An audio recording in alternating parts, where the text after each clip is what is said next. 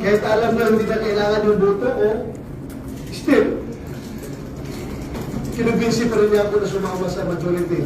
Pero sir, bakit kayo hindi kahapon? Well,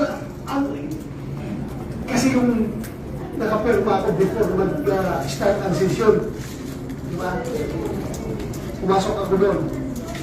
Tapos ngayon, nung sinaluduhan ako ni Mix, talaga hindi ko napigilan na paiyak ako dahil for me, being a good soldier, ang gusto ko sabihin kay Mix doon is, sorry boss, I failed to win the war for you. Because I am one of his trusted lieutenants.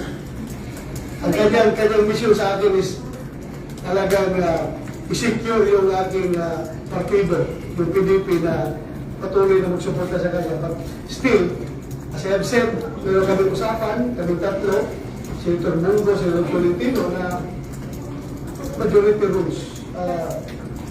Lalabas 3 against 1, obligado sasama ng 1 doon sa decision.